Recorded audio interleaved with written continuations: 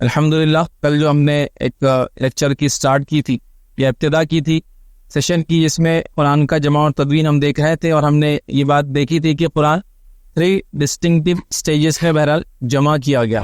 تو آئیے آگے بڑھتے ہیں اور کچھ باتیں قرآنی آیتوں کے تعلق سے، سوروں کی ترتیب کے تعلق سے، سوروں کے نام کے تعلق سے دیکھتے ہیں۔ تو اس زمانے میں بھی جب طے کیا گیا قرآن کو لکھا جانا، تو آیت کو کیسے رکھیں گے، تو اس کو دائرہ بنا دیا گیا، لیکن آیت کیسے معلوم کریں گے، تو اس کے لیے نبی اکرم صلی اللہ علیہ وسلم جہاں رکتے تھے، چونکہ آپ بہت رک رک کر قرآن پڑھتے، علی رضی اللہ عنہ کے زمانے میں یہ ہوا کہ لوگوں میں اختلاف ہوا نقطوں کے تعلق سے، نکات، تو پھر آپ نے جو ہے سوچا کہ اب کیوں نہ ایسا کر دیا جائے، اس کو نکات بھی لگا دیے جائے۔ آپ نے طے کیا کہ ایک اور زیادہ سے زیادہ 3 نکات کے اندر ہم بات کر لیں گے، تو جیسا کہ فے کے اوپر ایک نقطہ ہے تو آف پر 2 نقطے، ورنہ پہلے فے اور قاف ایک جیسے لکھے آتے خالی گول، نکات کے بعد زیر زبر پیج بھی اس کی بات کے کسی زمانے میں لگا گئے۔ اس کے بعد کے دور کے اندر یہ طے کیا گیا کہ قرآن کو اگر 1 مہینے میں پڑھنا ہے تو کیا کریں گے، تو 30 پارے بنا دو۔ یہ نبی اکرم صلی اللہ علیہ وسلم کے زمانے میں یہ سب چیزیں نہیں تھی۔ پھر اگر کسی کو قرآن جو ہے 7 دن میں پڑھنا ہے تو اس کی 7 منزلیں بنا دی گئی۔ اس کے بعد جو غیر عربی لوگ تھے جو اسلام میں آنے لگے، تو ان کی سہولت کے لیے سواد، سنے، زید، نون، اور وہ جا رک سکتے ہیں، یہاں سانس نہیں توڑنا ہے، یہاں سکتا ہے۔ قرآن کی جو سوروں کا ترتیب اور ارینجمنٹ ہے، یہ بھی اللہ رب العزت کی طرف سے جو جبرائیل علیہ السلام کو آپ نے بتایا تھا، اور جبرائیل علیہ السلام نے نبی اکرم صلی اللہ علیہ وسلم کو بتایا تھا، جو کہ ترتیب جو ہے اب وہ ہے اور وہ طے ہو چکی ہے، یاد رکھیے اس میں کوئی چینجز اب نہیں آئیں گے۔ یاد رکھیے سوروں کے نام بھی یاد رکھیے، یہ نبی اکرم صلی اللہ علیہ وسلم کی طرف سے ہے۔ یہ قرآن کی حفاظت کا ذمہ اللہ نے لیا ہے، اور پچھلی جو وحی آئی تھی ان کی حفاظت کا ذمہ کس پر دیا گیا تھا؟ ان کے ماننے والے علماء اور ربیوں پر یا احبار پر دیا گیا تھا۔ حدیث میں آتا ہے کہ کائنات کے وجود میں آنے سے 50,000 سال پہلے اللہ نے پہلی مخلوق کریٹ کی، اور وہ کیا تھی؟ قلم کو بنایا اور کہا اور وہ چیز لکھ دے جو ہونا ہے۔ قلم نے وہ چیز لکھ دیا جو ہونا تھی، اسی لیے حدیث میں بار بار یہ الفاظ آتے، قلم رکھا جا چکا ہے، سیاہی سوکھ چکی ہے۔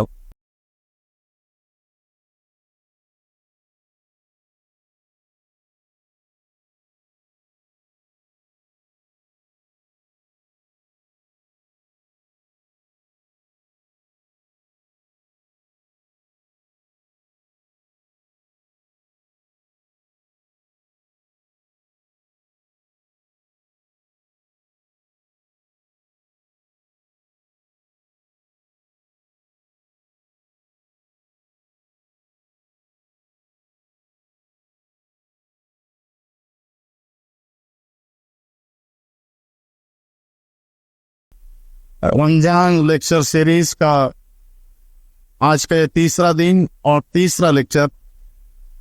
کل ایڈوکیٹ فیض سید صاحب سے ہم قرآن کا جمع و تدوین یعنی کلیکشن اینڈ کمپائلیشن آف قرآن کے حوالے سے مدلل خیالات سماعت فرما رہے تھے، اسی سلسلے کو آج آگے بڑھایا جائے گا۔ اسی عنوان پر آج فیض صاحب کا 2را لیکچر رہے گا۔ میں ہمارے آج کے مہمان مقرر ایڈوکیٹ فیض سید صاحب کا استقبال کرنے کے لیے پرنسپل ڈاکٹر مظہر نفال کے صاحب سے گزارش کرتا ہوں کہ وہ ایڈوکیٹ فیض سید صاحب کا استقبال کرے۔ اس کے بعد میں آپ کو ایک بات بتاتا چلوں کہ کل سے اور اس کے پہلے میں ایک لیکچر ہوا، اور جیسا قرآن کریم میں اللہ سبحانہ و تعالیٰ اس بات پر ارشاد فرماتے ہیں کہ شہر رمضان الذی انزل فیہ القرآن ھدی للناس بینات من الھدی والفرقان۔ رمضان کا وہ پوتر مہینہ ہے، رمضان کا وہ مہینہ ہے جس میں اللہ رب العالمین نے قرآن کو اوتریت کیا، اس کو نازل کیا، جو اس کے واضح دلائل کے ساتھ، اسپشٹ پرمانوں کے ساتھ، حق و باطل کے اندر فرق کرنے والی کتاب ہے۔ گویا کہ رمضان جو ہے یہ شہر القرآن ہے، قرآن کے نزول کا مہینہ ہے، جشن قرآن ہے۔ اور میں آپ کو اس بات سے کہتے وقت خوشی محسوس کر رہا ہوں کہ پرنسپل صاحب نے واقعی اس کو کالج کے اندر شہر القرآن اور جشن قرآن کا ایک موقع ہم کو فراہم کیا ہے۔ روزانہ ہم متبدل انداز میں لیکچر سن رہے ہیں، یقیناً ہم کو اس سے بہت زیادہ فائدہ ہو رہا ہے۔ انشاءاللہ میں مہمان مقرر ایڈوکیٹ فیض سید صاحب سے گزارش کرتا ہوں کہ وہ آئے اور اپنی خطاب کا آغاز کریں، ہماری رہنمائی فرمائیں۔ ایڈوکیٹ فیض سید صاحب۔ بسم اللہ الرحمن الرحیم، الحمدللہ رب العالمین، والصلاة والسلام علی رسولہ الکریم وعلی آلہ وصحبہ اجمعین۔ رب اشرح لی صدری ویسر لی امری واحلل عقدۃ من لسانی یفقہوا قولی، اما بعد۔ تمام تعریفیں اس اللہ عز و جل کے لائق و زیبا ہے جو تمام جہانوں کا بنانے والا اور اسے پالنے والا ہے، اور درود و سلام اس کے آخری نبی محمد صلی اللہ علیہ وسلم پر۔ میں آپ سب کا استقبال اسلامی طرز سے کرتا ہوں۔ السلام علیکم ورحمۃ اللہ وبرکاتہ۔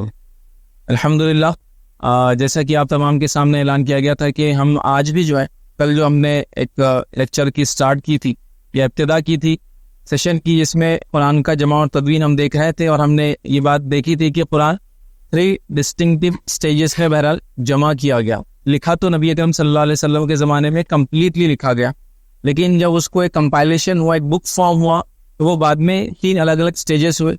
اور اس کی وجہ بھی ہم نے دیکھی کہ ایسا کیوں ہوا کہ نبی اکرم صلی اللہ علیہ وسلم کے زمانے میں ہی اس کو بک فارم میں کیوں نہیں بنا دیا گیا. پھر ہم نے اس کے 5 ریزنز دیکھے کہ وہ اس کو بنانا ممکن ہی نہیں تھا، اس لیے کہ وہی ابھی چالو تھی، اور جب تک وہی ٹرمینیٹ نہیں ہو جاتی، رک نہیں جاتی، تو اس کو ایک بک فارم دینا ممکن نہیں تھا، اس لیے کہ کوئی ایک چیز قرآن کا پارٹ ہوا کرتی اور بعد میں اس کو باہر نکال دیا جاتا، کیونکہ ایسے انشاءاللہ اور بھی آنے والے لیکچرز میں اس کی اور تفصیلات انشاءاللہ دیکھیں گے. بہرحال تو اس کو ایک بک فارم میں جو بعد میں دیا گیا، اور عثمان ابن عفان رضی اللہ عنہ کے دور میں یہ بک فارم میں آ گیا. اب یہ بک فارم میں کیسا تھا، چونکہ میں نے وہ کتابی شکل کہہ دی تو کچھ لوگوں نے کل بعد میں کوشچن کیا کہ بک فارم اس کا کیسا تھا.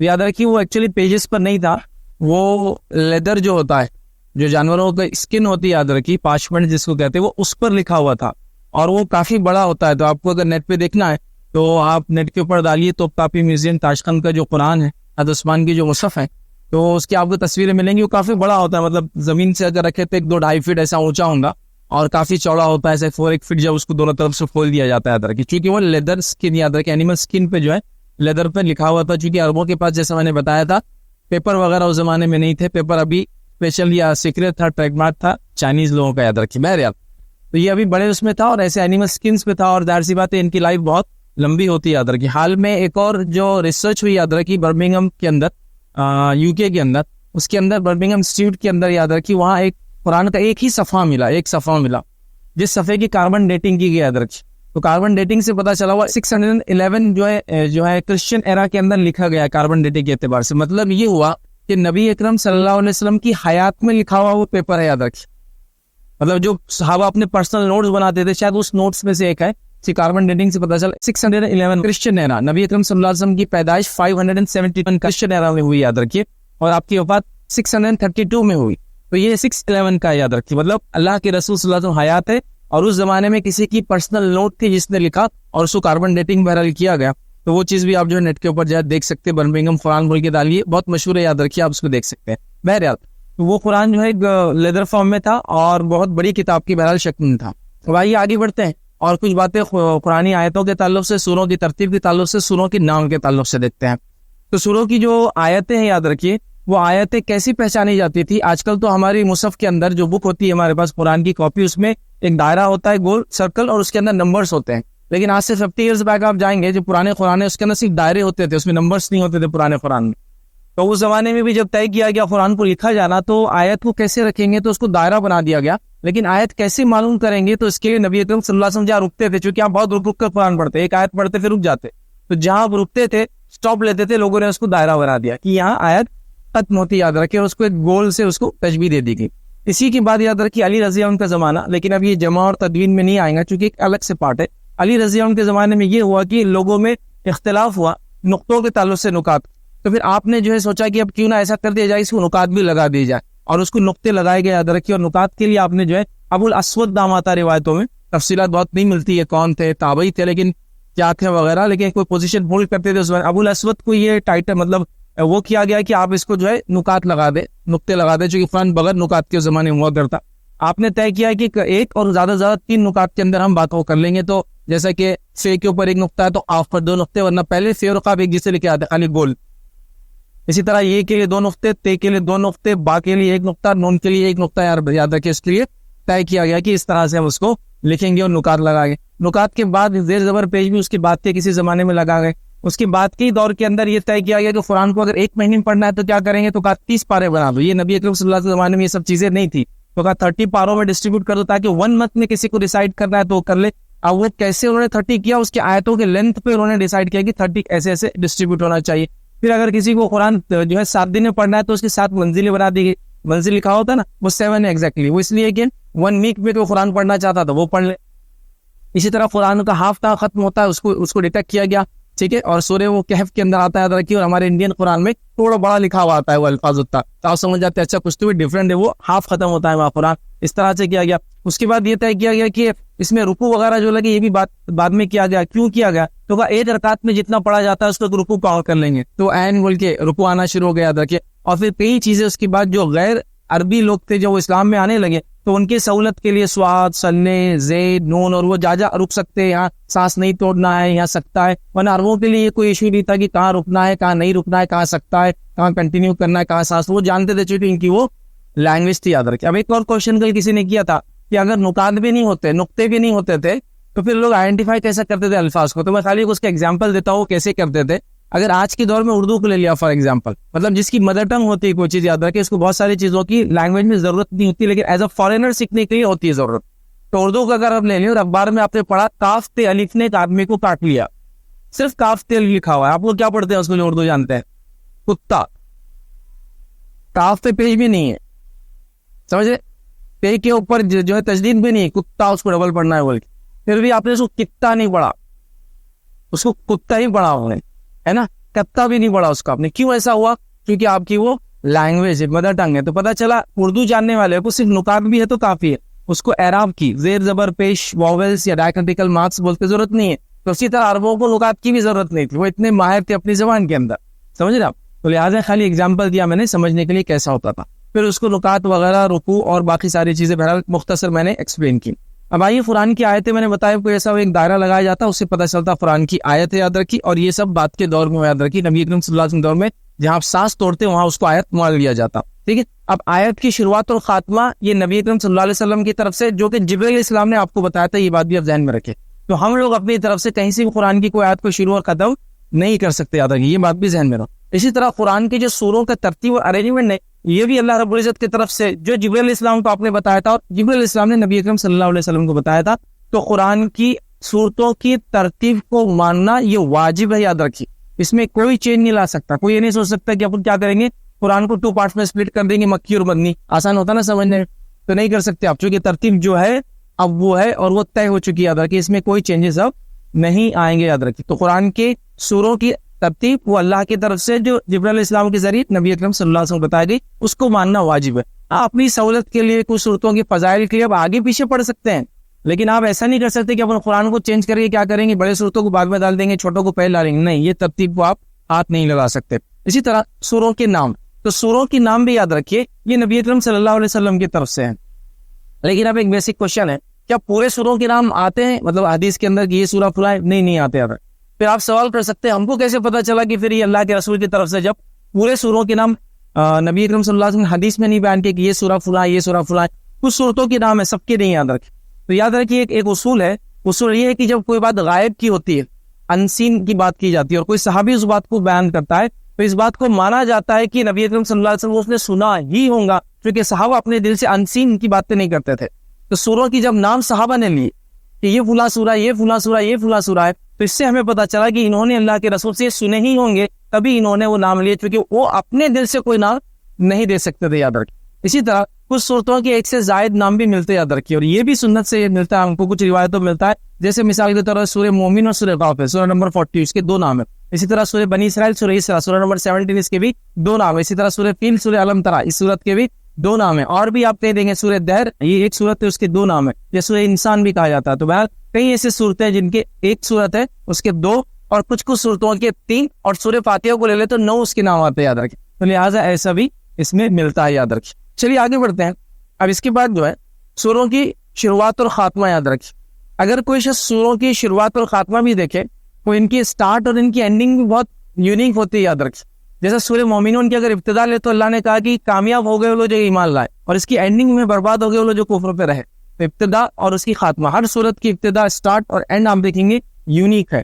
قرآن کی اگر سٹارٹ لے صورتوں کی, آپ کی سٹارٹ کیسے ہوتے سورے, تو اس کو 10 ٹائپس میں علماء نے تقسیم کیا ہے, مطلب 10 کیٹیگریز میں پورے سورے آتے ہیں. یاد رکھیں کہ اگر یہ ایک سورے کی ٹائپ یہ ہے کہ وہ حکم سے شروع ہوتا ہے, کرو کوئی چیز, جیسا قل هو اللہ احد, کہو, ہے نا, تو یہ ہو گیا. یاد رکھیں تو ایسے حکم والے سورے, تو ابتدا حکم سے بھی. کوئی صورتیں سبحان الذی, اللہ کی تعریف کرتے ہوئے شروع ہوتے ہیں, حمد و ثنا اور بڑائی بنتے ہوئے کرتے شروع ہوتے. کچھ صورتیں کہ اللہ کی حمد و ثنا اور تعریف اور بڑائی بیان کرتے شروع ہوتے اور نگیٹ کرتے ہیں جو منفی نیگیٹو چیزیں اللہ کی طرف منسوخ کی جاتی ہے اس کا رد کرتے ہوئے شروع ہوتے ہیں. تو سوروں کی اسٹارٹ بھی یاد رکھیے یونیک ہے. تو 10 ٹائپس میں وہ ٹائپس میں نہیں رکھتا ہوں چونکہ اس کے لیے پھر اگر مصحف ہوتی دیکھتے ہو تو ایک الگ بات ہے. تو بہرحال 10 ٹائپ سے صورتیں شروع ہوتی ہے. اب آئیے قرت اور حروف کی طرف جاتے ہیں. جو کل ایک کوشچن بھی آیا تھا یہ جو ہے قرت کی جو صبا ہے یا شرح جو بیان کرتے ہیں یہ کیا ہے.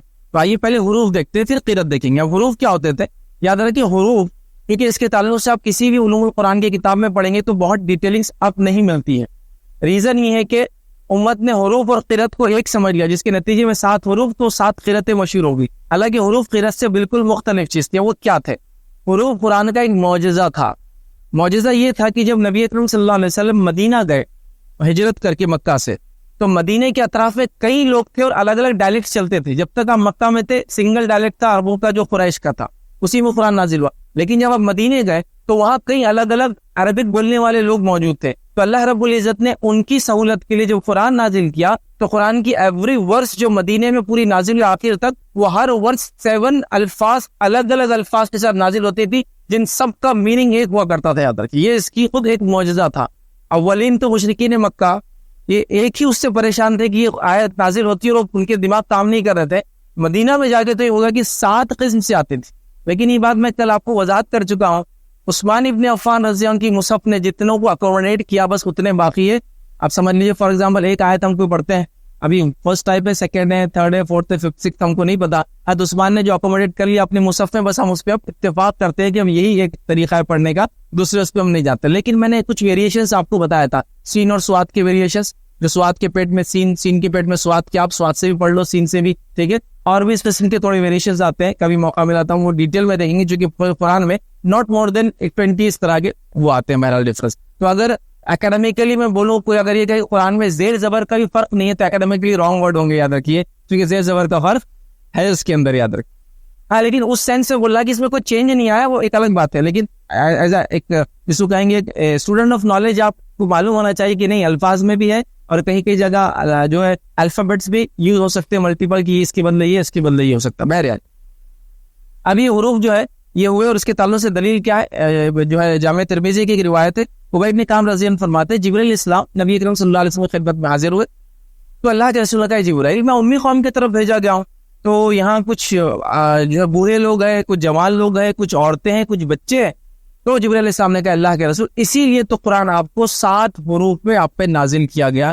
یہ صحیح حدیث ہے اور یہ اس کی دلیل ہے کہ قرآن میں 7 حروف موجود تھے. یاد رکھیے اب یہ کیا تھے کیسے تھے تو علماء کی الگ الگ ایکسپلینیشن ہے کہ یہ وہ 7 ڈائلیکٹس تھے جو اس زمانے میں عربی کی چلتے تھے. جیسا اردو ہمارے پاس ہے اورنگ آباد کی ایک اردو ہے بیڑ کی ایک اردو ہے جالنا کی ایک اردو ہے. آپ دیکھیے ڈفرنس عثمان آباد کی ایک اردو ہے تو آپ جب بھی آدمی منہ کھولے تو آپ بولتے اچھا وہاں گیا گیا ڈائلیکٹ ہے یہ. حالانکہ اردو ہی یہ سب میں نے کیا ہی بولیں گے لیکن الفاظ کے ادا کرنے کے انداز سے آپ بولیں گے حیدرآبادی یہ لکھنوی ہے یہ مدراسی اردو ہے ٹھیک ہے ہم کیا اچھا مدراسی اردو ہے تو آپ سمجھ جاتے ہیں. تو ڈائلیکٹ ہوتے یاد رکھیے الفاظ سمجھے نا میننگ سیم ہوتا ہے لیکن بولنے کا انداز بھی کبھی الگ ہوتا ہے اور کبھی لکھنے کا انداز بھی یاد رکھیے کچھ چیزوں میں الگ ہوتا ہے. یاد رکھیے ٹھیک ہے. تو یہ 7 حروف میں تھا قرآن یاد رکھیے اور اس کی دلیل میں نے آپ کے سامنے رکھ دی. ریزن اس کے بہت سارے دیتے ہیں لیکن ایک اصل ریزن ڈائلیکٹ بھی ہو سکتا ہے اور ایک معجزہ بھی تھا قرآن کا کہ بتانا کہ محمد صلی اللہ علیہ وسلم جو میسج لائے وہ میسج اللہ کی طرف سے چونکہ یہ خود سے شاعری نہیں کر سکتے تھے. رسول اللہ صلی اللہ علیہ وسلم نے پوری زندگی میں کبھی شعر نہیں کہا یاد رکھیے کبھی نہیں. حالانکہ عربوں میں شعر کامن تھے. ایک روایت میں آتا ہے کہ اللہ کے رسول ایک مرتبہ ایک شعر کہا تھا غلط پڑھا تھا اس کو بھی اور حضرت ابوبکر کی تصحیح کی تھی کہ یہاں آپ نے یہاں چپ کر دیا. تو اللہ کے رسول شاعر نہیں تھے شاعری نہیں کرتے تھے بلکہ آپ نے اشعار کبھی پڑھے نہیں. حالانکہ صحابہ میں عمر ابن جو ابوبکر صدیق بڑے اچھے شاعر تھے.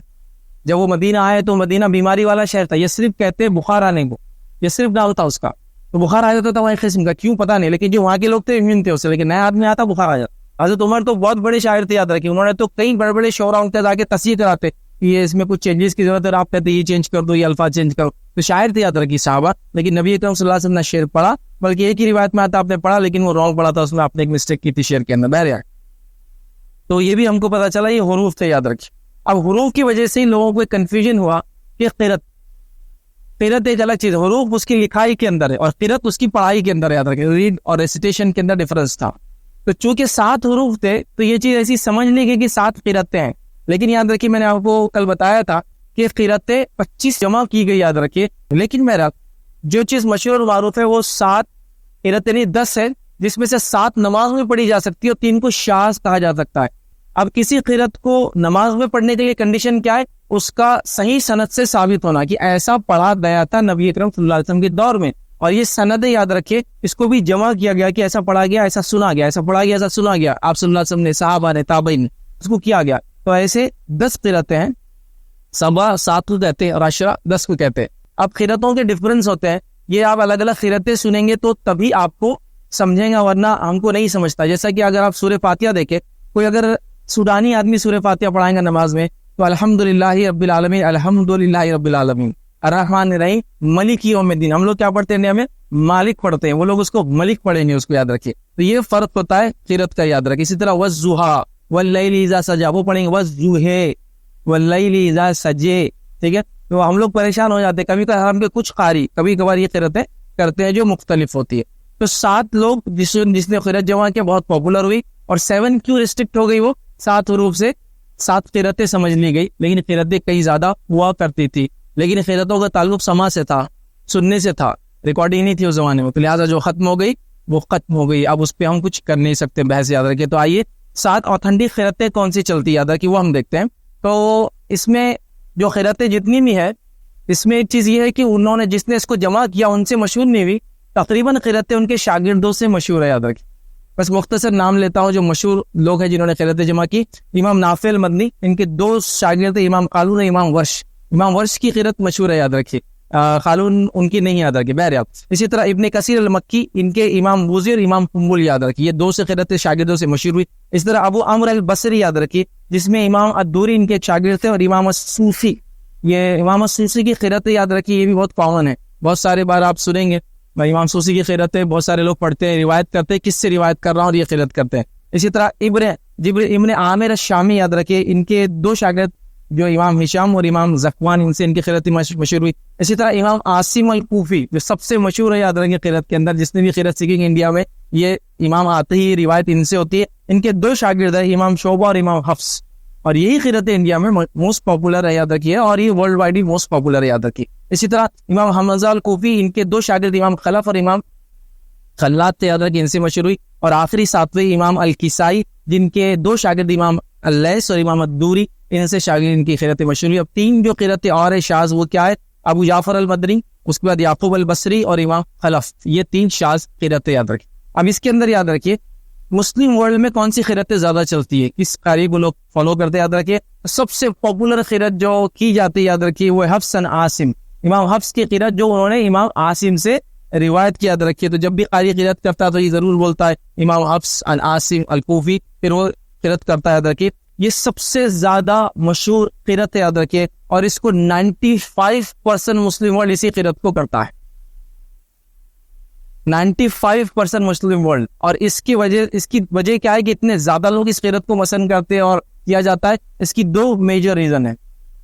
پہلا ریزن ہے کہ حرم میں یہی قرأت ہمیشہ کی گئی, اور دوسرا سب سے بڑا ریزن ہے امام ابو حنیفہ اسی قرأت کو کرتے تھے, تو اکثریت ان کی فالوورز ہے, تو ظاہر سی بات ہے یہ قرأت امام کی وجہ سے پاپولر ہو گئی. تو 2 ریزن اس کے سب سے اہم, حرم میں اسی قرأت کو ہمیشہ کیا جاتا ہے, یہی روایت کے مطابق, اور امام ابو حنیفہ انہی کو مانتے تھے, انہی روایتوں کے مطابق قرأت کرتے تھے. لہٰذا حرم ظاہر سی بات ہے ہمیشہ سے لوگوں کے لیے ایک سینٹر پوائنٹ رہا ہے, اور امام ابو حنیفہ فالوورز یاد رکھیے دنیا میں سب سے زیادہ ہے. تو لہٰذا 95% آف دا مسلم ورلڈ اسی قرأت کو کرتا ہے, یاد رکھیے. اس کے علاوہ دوسری قرأت نام نے سنی, نام نے دیکھی.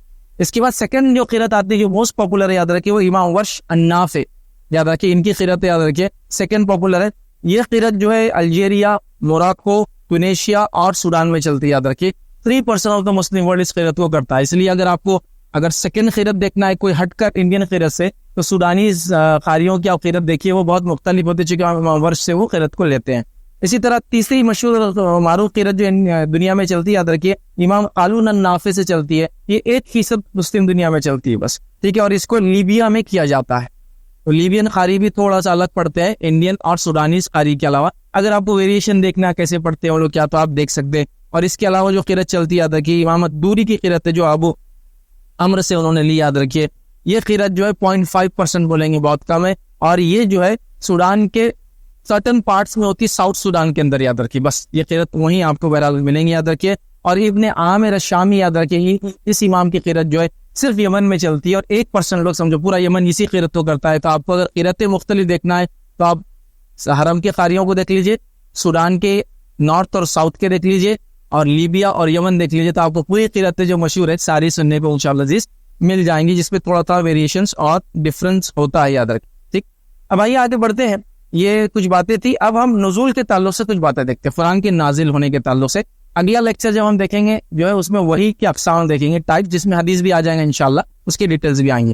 تو اب جو باتیں دیکھیں گے نزول ہم دیکھیں گے. نزول کے تعلق سے کافی ساری چیزیں ہوتی ہیں جو لوگوں کو ڈاؤٹس ہوتے ہیں, اور میں پوری باتیں آپ کو ڈاؤٹس کلیئریفیکیشن کے اعتبار سے دے رہا ہوں, اور سبھی ماشاءاللہ آپ لوگ ٹیچر ہیں تو میں سمجھتا ہوں مجھے زیادہ ایکسپلینیشن کی ضرورت نہیں پڑ رہی ہے. تو آئیے نزول کے تعلق سے کچھ باتیں دیکھتے ہیں. قرآن نازل ہو رہا ہے, قرآن کا نزول ہو رہا ہے, یاد رکھیں. تو قرآن کے نزول کے تعلق سے کچھ بیسک اور فنڈامنٹل باتیں ہم دیکھیں گے. یاد رکھیں, قرآن اور پچھلی وحی, مطلب قرآن اور اس سے پہلے کی جو کتابیں نازل ہوئی, اس کے اندر 2 بنیادی فرق ہے, یاد رکھیں. 2 میجر ڈفرنس ہے, یاد رکھیں. پہلا ڈفرنس یہ یاد رکھیں کہ قرآن مختلف, جسو کہیں گے رک رک کر وقت اور حالات و ضرورت کے اعتبار سے کم و بیش 23 سال اور کچھ مہینے تک نازل ہوتا رہا. جبکہ اس سے پہلے کی کتابوں کے بارے میں اللہ تعالیٰ کی سنت یہ تھی کہ وہ ایک ساتھ اتار دیتا تھا کتاب. اور یہی وجہ تھی جب اللہ کے رسول قرآن لا رہے تھے تو مشرکین نے یہودیوں سے سن رکھا تھا کہ قرآن تو ایک ساتھ آتا ہے, کتاب تو ایک ساتھ آتی, تو وہ سوال کر رہے تھے کہ یہ قرآن ایک ساتھ کیوں نہیں ہوتا. قرآن نے کہا جملہ تو واحد ہے, مشرکین کے سوال کو ریپیٹ بھی کیا کہ انہوں نے کہا قرآن ایک ساتھ کیوں نہیں اترا.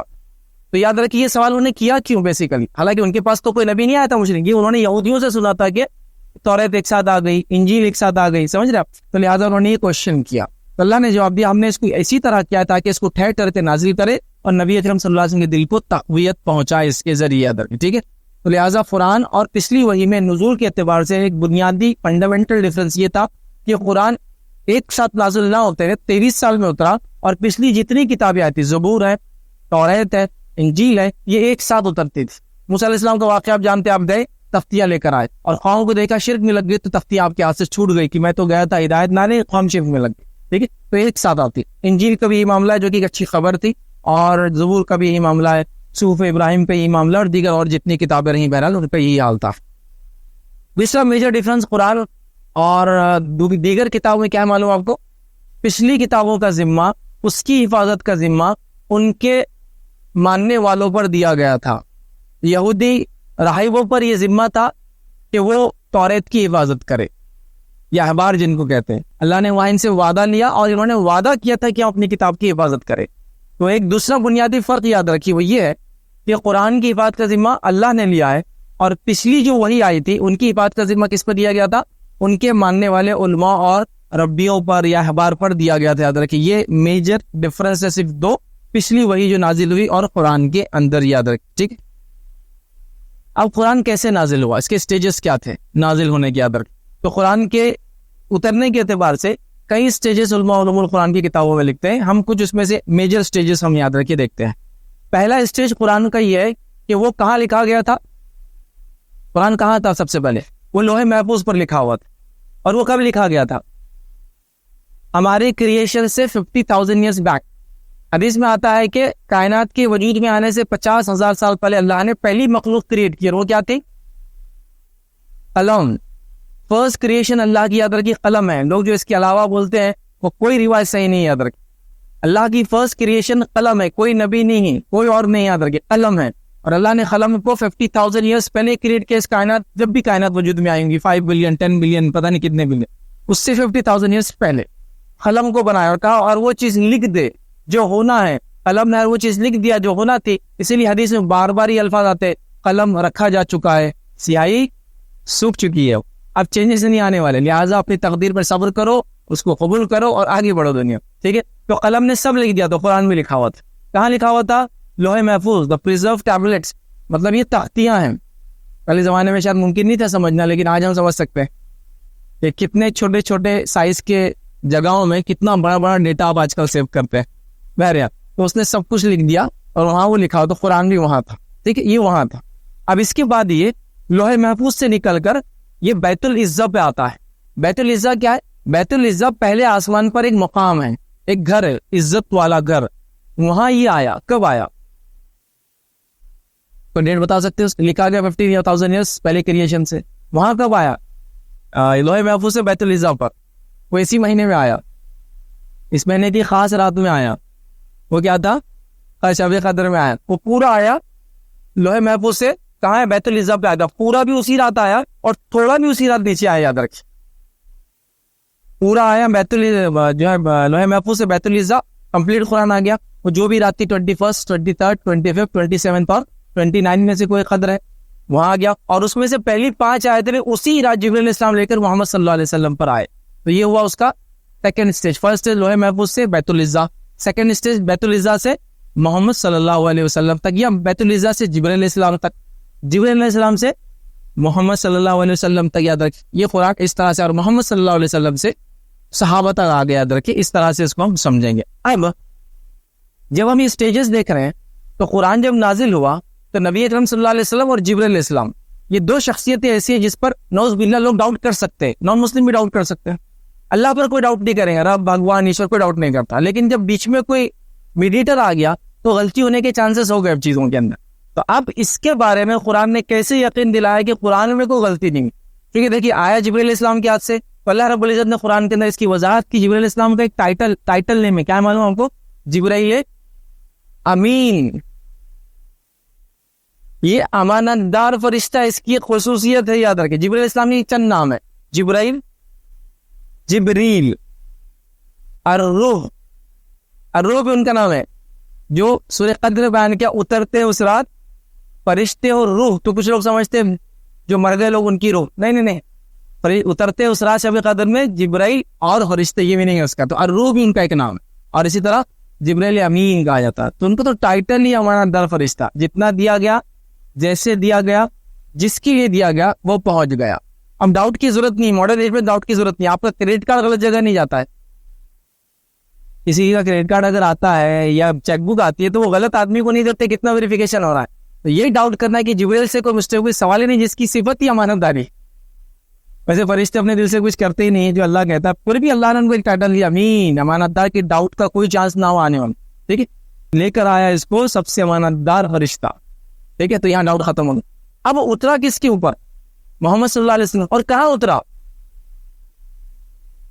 دماغ پہ نہیں اترا، ان کے دل پر اترا. اب ذرا آپ تھوڑا دیکھیے، دل جو ہے انسان کا کشمکش کا مرکز رہتا ہے، اور دل اور دماغ کی سوچ میں کمپلیٹ ڈفرنس ہے. سائنس کیا کہتی ہے ابھی ہم بعد میں ڈسکس کریں گے. سائنس ہو سکتا ہے بعد میں بتائی چیز، لیکن آج ہم اس کو ڈیفرینشیٹ کر سکتے ہیں دونوں کے تھنکنگ کا. دیکھیے مثال کے طور پہ ایگزامپل، ایک خاتون ہے یا ایک مرد ہے، کوئی مال میں چلے گئے اور کوئی چیز پسند آ گئی. تو اب دل اور دماغ کی سوچ آپ دونوں میں ڈفرنس کر لیجیے. دل بولتا ہے اس کو لینا ہے، جیسے ہی آپ کا دل بولتا ہے اس پروڈکٹ کو لینا تو دماغ ایسا نوک کرتا، ریٹ دیکھ لو، ٹک ٹک ٹک، اور سے بہت مہنگا ہے لیکن دل اور اس کو لینا ہے. ایک ہی وقت میں دو خیالات، ایک ہی وقت میں. یہ ایسی شر اور خیر دونوں ایک ساتھ اس میں دوڑتے رہتے ہیں. تو ہم نبی اکرم صلی اللہ علیہ وسلم عموماً تھے، اب ان کے دل پر قرآن اتر رہا ہے. تو اس کی کیا شیورٹی ہے کہ جب دل پر آیا تو کوئی چیز غلط ملت نہ ہوئی، اس کے اندر کوئی چیز مکس اپ نہیں ہوئی. تو اس کی دلیل کیا ایسا نہیں ہوا؟ اب آپ کے دلیل موجود ہے. اس کی کیا دلیل ہے؟ نبی اکرم صلی اللہ علیہ وسلم کا سینہ 2 بار، ایک بار بھی نہیں 2 بار ہوا. کب؟ ایک بار جب چھوٹے تھے دائی حلیمہ کے پاس، یہ واقعہ ہونے کے بعد انہوں نے فوراً بلایا ان کے آپ صلی اللہ علیہ وسلم کے دادا خبر دی کہ اس بچے کو یہاں سے لے کر چل جائیے، اس کے ساتھ انہونے واقعات ہوتے ہیں. تو مجھے ڈر ہے کہ سب کچھ ہو نہ جائے، لیکن تو لے کر آنا پڑا آپ. تو فرسٹ ٹائم تب ہوا. سیکنڈ ٹائم معراج میں ہوا. کیا کیا گیا؟ حدیث میں آتا ہے آپ کا پورا دل نکالا گیا. نکالنے کے بعد اس کو ایک تش میں دھویا گیا، اور اس میں جو وہ ایک مادہ ہوتا ہے شر کا، وہ نکال لیا گیا، وہ پیور ہو گیا ہارٹ. یاد رکھیں. ٹھیک ہے. اسی طرح شیطان بھی آگے کیا کرتا ہے؟ دل میں وسوسے ڈالتا ہے. لیکن اور سب کے ساتھ ہوتا ہے ایک جن، یاد رکھیں، اس کو کیا کہتے ہیں عربی میں؟ قارین کہتے ہیں. وہ صرف برائی کے وسوسے ڈالتا ہے ہم سب کے دلوں میں. ٹھیک ہے. لیکن نبی اکرم صلی اللہ علیہ وسلم فرماتے ہیں میرے قارین کو اللہ نے مجھے اس پہ غلبہ دے دیا اور وہ ایمان لے آیا. تو لہٰذا وہ مجھے کچھ نہیں بولتا مگر اچھائی کا، لیکن باقی سب کے قارین ہم کو وسوسے ڈالتے، برائی کی طرف، شر کی طرف، یہ سب ڈالتے. یاد رکھیں. ٹھیک ہے. تو آپ کا دل وہ کر دیا گیا، یاد رکھیے، اور آپ کا دل نکالا گیا اور پھر ڈالا گیا. ابھی بائی پاس سرجری دیکھ لیے تو آپ کو سمجھ میں آتا کیسا نکلتا اور واپس کیسے جاتا ہے. تو بہرحال ایک انڈیکیٹنگ تھا کہ یہ چیز ہو سکتی ہے، ہارٹ کے ساتھ ٹرانسپلانٹ ہو سکتا ہے، نکل سکتا ہے، واپس جا سکتا ہے، کیونکہ آپ کا نکالا گیا اور پھر واپس آپ کا ہارٹ وہیں لگایا گیا. بہرحال یہ واقعہ آپ کے ساتھ ہوا, تو وہ بھی ڈاؤٹ اللہ نے کلیئر کر دیا. پھر قرآن میں اللہ نے نبی اکرم صلی اللہ علیہ وسلم کے تعلق سے ایک بات اور کیا کہی, سنیے آپ. اللہ نے فرمایا کہ اگر نبی اپنے دل سے قرآن میں کچھ بھی اضافہ کریں گے تو ہم اس کا سیدھا ہاتھ پکڑ کے مروڑ دیں گے اور اس کی شہرت سے اس کو جو ہے کاٹ دیں گے. مطلب نبی اکرم صلی اللہ علیہ وسلم اگر اپنے دل سے ایک بات بھی اضافہ کرتے تو اللہ آپ کو اسی وقت موت دے دیتا. یہ قرآن کی بات ہے. مطلب اللہ نے اس چیز کو بالکل بیان کر دیا کہ جو نبی لائیں بالکل خیر ہے, اس میں کوئی شر کا پہلو نہیں ہے, کیونکہ قرآن کے اترنے کا مرکز دل تھا. یاد رکھیے, علی قلبک لتکون من المنذرین, قرآن نے کہا تیرے دل پہ ہم قرآن اتارتے تاکہ تو لوگوں کو ڈرانے والا بن جائے. یاد رکھیے, تو یہ ڈسٹنکٹیو سٹیجز میں قرآن اترا. اب یہ کیا حکمت تھی کہ قرآن دھیرے دھیرے 23 سال میں اترا, بس وہ دیکھ کے اپنی باتوں کو ختم کریں گے. سب سے پہلی حکمت یہ تھی, یاد رکھیے, کہ نبی اکرم صلی اللہ علیہ وسلم کے دل کو مشرکین کے خلاف تقویت دے, جو وقتاً فوقتاً وہ تکلیفیں پہنچا رہے ہوتے. بیٹیوں کو آپ کے نکاح طے ہوا, کہہ دے رہے کہ اب شادی نہیں کر سکتے ہم اس لیے کہ تم تو بے دین ہو گئے ہو, سمجھ. کبھی قرآن کی کچھ آیت آتی ہے, آپ کو تسلی ہوتی. کوئی تکلیف پہنچائی جاتی, مشرکین ہنس رہے, آپ کے بچوں کا انتخاب لڑکوں کا, مشرکین ہنس رہے, کہہ رہے نعوذ باللہ اب تو دم کٹا ہو گیا, ابتر ہو گیا, آپ کی کوئی نسل باقی نام لینے والا کوئی نہیں رہا. پھر کچھ آیتیں نازل ہوتی ہے, آپ کے دل کو تسلی ملتی ہے. تو پہلی وجہ نبی اکرم صلی اللہ علیہ وسلم کے دل کو تقویت دینا مشرکین کے خلاف. دوسری وجہ یاد رکھیے, قرآن کا یاد کرنا اور سمجھنا آسان ہو. دیکھیے, جب دھیرے دھیرے اتر رہا تھا تو یاد بھی آسانی سے کر رہے تھے اور سمجھ بھی آسانی سے رہتے صحابہ, یہ اس کا فائدہ ہوا. خیر یاد رکھیے, نبی اکرم صلی اللہ علیہ وسلم کی سچائی ثابت کرنا.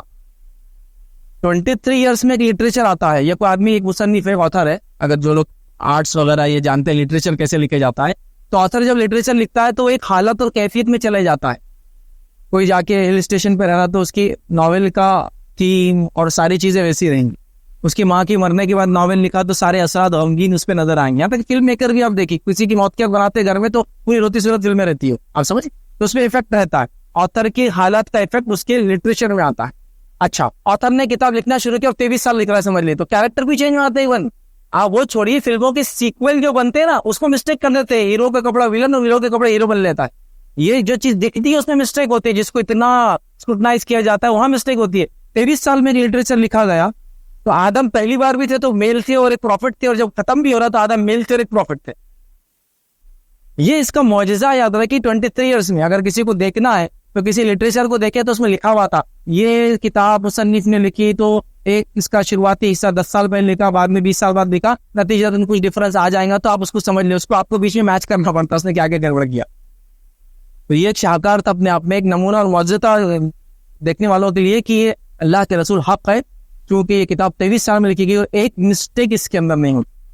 ٹھیک ہے, اسی طرح جو ہے نبی اکرم صلی اللہ علیہ وسلم کی صداقت بھی ہوتی ہے اس سے, کہ آپ نے کچھ ایسے واقعات اور حالات بتائے جو آپ کے زمانے میں آپ کو کوئی ایکسیس نہیں تھا کہ وہاں بتائے. حالانکہ بائبل موجود تھی اور بائبل میں کچھ چیزیں تھیں لیکن وہ غلط تھی. جیسے بائبل کے اندر جب بھی مصر کا ذکر آتا ہے تو ہمیشہ فرعون لکھا ہوا آتا ہے, دا فرعون آف جو ایجپٹ, جبکہ قرآن نے دیکھی تمیز کی. قرآن نے کہا عزیز مصر اور فرعون مصر, مطلب جو یوسف علیہ السلام کا واقعہ بیان کیا تو کہا عزیز مصر, مطلب ڈائنیسٹی الگ تھی, ان کو فرعون نہیں, فرعون یہ جو ہے ٹائٹل تھا ایسا مغل, ٹھیک ہے, تو ٹائٹل تھا, تو کہا عزیز مصر. اور اس زمانے میں اگر ہم دیکھیں ہسٹوریکل تو ہائیکوس بول کے ڈائنیسٹی حکومت کرتی تھی, فراؤ تو آئے نہیں تھے, فرعون آئے نہیں تھے, سمجھ رہا. اور یہاں کا فرعون مصر, تو بائبل نے دونوں کو کیا کہا, فراؤ فراؤ فراؤ. یوسف علیہ السلام کے زمانے میں فراؤ, موسیٰ علیہ السلام کے زمانے میں فراؤ.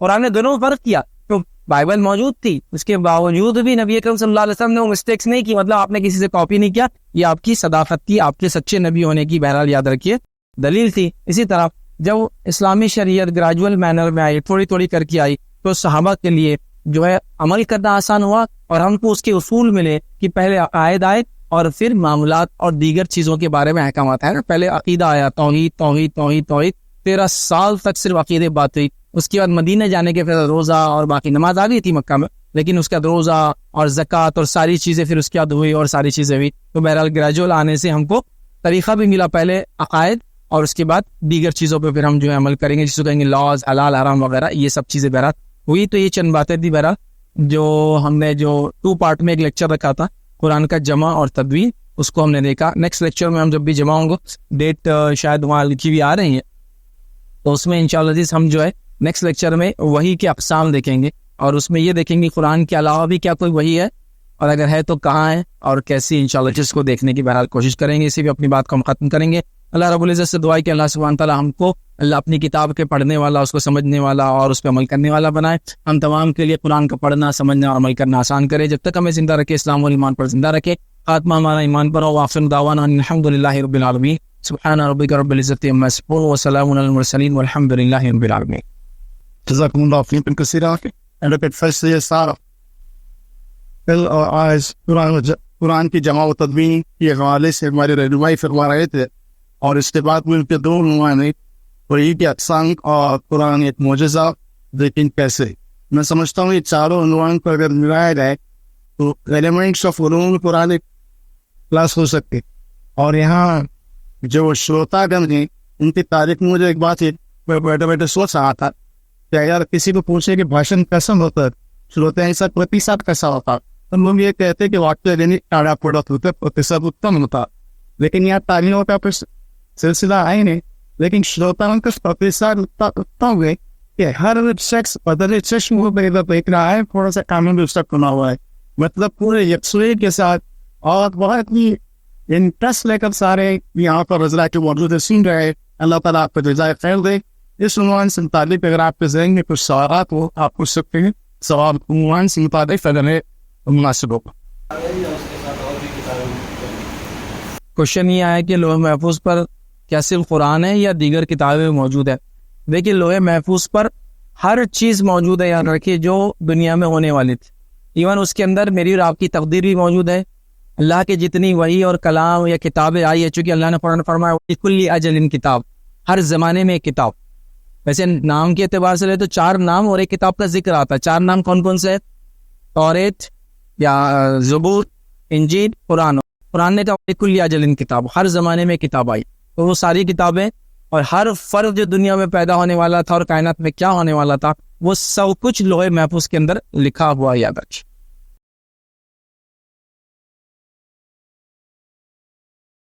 سوال آیا کہ طریقت کا کیا ایکسپلینیشن ہے، کیا نبی اکرم صلی اللہ علیہ وسلم سے یہ ورڈ ریلیٹڈ ہے کیا؟ تو دیکھیے شریعت یہ ورڈ تو بالکل ریلیٹڈ ہے. طریقت، معرفت اور حقیقت یہ بعد میں اضافی 3 الفاظ ہیں. تو لوگوں نے کیا کر دیا، یہ کیٹاگرائزیشن کیوں اور کیسے کیا میں اس کی ڈیٹیلنگ نہیں جانتا ہوں، لیکن شریعت موجود ہے. شریعت مطلب یہ ہے، اور ہمارے نزدیک یہ اس کا اصطلاحی معنی یہ ہوگا وہ دین جس کے پاس گئے بغیر ہماری نجات کا ذریعہ کوئی باقی نہیں. یاد رکھے یہ شریعت ہے. شریعت ایک چیز ہے، یاد رکھیے، اور یہی اصل ہے. لیکن اس کے بعد کے زمانے میں لوگوں نے طریقت، معرفت اور حقیقت، اور انہوں نے اس کو پیرامڈ بھی بنا دیا کہ شریعت ہر وہ جو عام شخص فالو کرتا ہوا ہے، معرفت جو کم لوگوں کو ہوتی ہے، معرفت، اور پھر اس کے بعد طریقت، اور پھر بولتے حقیقت تک انسان پہنچ جاتا ہے. یہ باقی کے تینوں اصطلاح نبی اکرم صلی اللہ علیہ وسلم، صحابہ، تابعین اور تبع تابعین کے زمانے میں موجود ہی نہیں تھی. تو لہٰذا اس کو لا کر کمیونٹی کو بانٹنا، لوگ کرتے اس سے آپ اہل شریعت تھے اور ہم اہل طریقت ہے. یہ آپ کر ہی نہیں سکتے. جس کو نبی نے جو اصطلاح کو استعمال نہیں کیا اپنے زندگی میں، صحابہ نے جس کی وجہ سے ڈفرینسیشن نہیں کیا، لوگ بعد میں جو کریٹ کرتے ہیں یہ کبھی بھی آتھینٹک پروف نہیں مانا جائے گا. اور جب وہ اہل شریعت کو الگ کرتے ہیں، مطلب جیسا کہ مجھے اور آپ کو اہل شریعت بولیں گے کہ قرآن جو دکھ رہا عمل کر رہے، حدیث میں جو دکھ رہا عمل کر رہے، وہ کہتے ہیں شریعت سے ہٹ کر طریقت یہ ہے جو شریعت میں نہیں ہوتی، وہ ادھر سے چلتی ہے. میں جب ٹرانسفر کروں گا میرے دل سے آپ تک آئیں گی. اب اس کے ٹرانسفر کے موڈ ہو سکتے، کبھی ایجوکیٹ کرنا، کبھی وہ ہاتھ ملاتے ایک دوسرے سے، اور ہاتھ کے ذریعے اس کی ایک پورا سیریمنی ہوتی ہے، اور بولتے اب میرا نالج آپ میں ٹرانسفر ہو گیا. ایسا کام نبی اکرم صلی اللہ علیہ وسلم نے کب کیا بولے تھے کہ بتائیے کہ ابوبکر یہ طریقت ہے جو میں تمہیں دے کے جا رہا ہوں، اور ابوبکر نے کہا عمر یہ طریقت ہے میں تم کو دے کے جا رہا ہوں، اور عمر نہیں ہے، صحابہ میں تابعین میں نہیں ہے، تبع تابعین میں نہیں ہے، اس کے بعد کی جنریشن میں بھی نہیں ہے. تو لہٰذا لوگ کیٹیگرائز کرتے اس سے شریعت، طریقت، معرفت، حقیقت. یاد رکھیے ایسا نہیں. شریعت ایک چیز ہے، شریعت میں جو چیز ظاہر ہے وہ ظاہر ہے، اس پر عمل کرنا. چونکہ لوگوں نے طریقت، معرفت اور حقیقت میں بہت ساری چیزوں کا، زکوٰۃ آپ کو دینا ہے، صدقہ آپ کو کرنا ہے، نماز آپ کو، ہم لوگ چونکہ اس سے اونچے چلے گئے تو یہ ڈیفینیشن نہیں تھے، اور اس چیز کو ہم لوگ جو ہے سمجھے. اور بہرحال چونکہ یہ کوشچن آیا تھا، میں یہ بھی آپ سے کہوں گا کہ کسی بھی چیز کو آپ کو دین میں سمجھنا ہے تو آپ آتھینٹک پروف تک جانے کی کوشش کیجیے، اور فرسٹ 3 جنریشن میں یہ چیز ہوئی کا دیکھنے کی کوشش کیجیے. میں سمجھتا ہوں بہت ساری چیزیں جو بعد میں ہم میں آ گئی انشاءاللہ اس کا جو ہے خلاصہ ہو جائیں گے انشاءاللہ.